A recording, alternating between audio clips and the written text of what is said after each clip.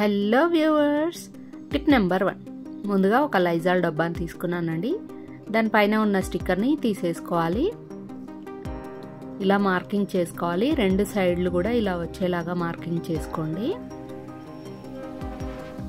మనం ఎలా అయితే మార్కింగ్ చేసుకున్నామో అలాగే కట్ చేసేసుకోవాలి. ఇలా కట్ చేసేసుకున్నానండి. ఈ లైజాల్ డబ్బా అనేది కిచెన్లో బాగా యూజ్ అవుతుంది. చూసారు కదా, చాపింగ్ బోర్డ్స్ ఎన్నైనా ఇందులో పెట్టుకోవచ్చు, పెనాల్ కూడా ఇందులో పెట్టుకోవచ్చు అండి.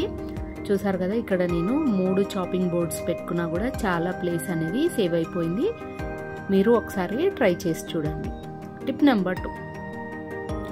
ఇలాంటి లిక్విడ్ ప్యాకెట్స్ ఉంటాయి కదండి, చాలా స్ట్రాంగ్గా ఉంటాయి. ఇందులో వాటర్ ఫిల్ చేసి ఫ్రిడ్జ్లో పెట్టేసుకొని మనం ఐస్ ప్యాక్ లాగా ఇలా యూజ్ చేసుకోవచ్చు. పెయిన్స్ ఉన్నప్పుడు ఇలా ఐస్ ప్యాక్ లాగా యూజ్ చేసుకుంటే పెయిన్ అనేది రిలీఫ్ అవుతుంది. మీరు యూజ్ చేసుకొని పెయిన్ని తగ్గించుకోండి. Tip number 3. ఏవైనా ప్యాకెట్స్ ఓపెన్ చేయాలనుకుంటే ఒక్కోసారి ఓపెన్ కావు కదా. ఇంట్లో కాకుండా బయట ఎక్కడైనా మనం ఏదైనా ప్యాకెట్ ఓపెన్ చేయాలనుకుంటే చాలా ఇబ్బంది అవుతుంది.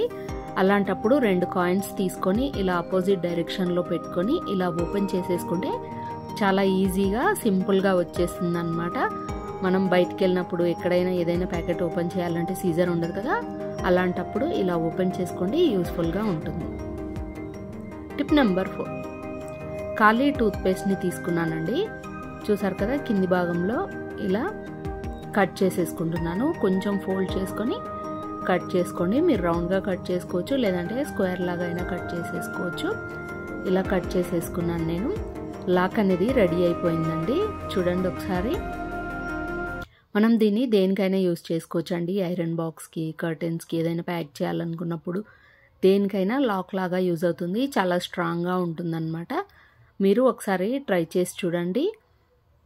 ఈ టిప్స్ ఎలా అనిపించావన్నవి కామెంట్ చేయండి. నచ్చితే లైక్ చేయండి, అలాగే షేర్ చేయండి. Thank you for watching.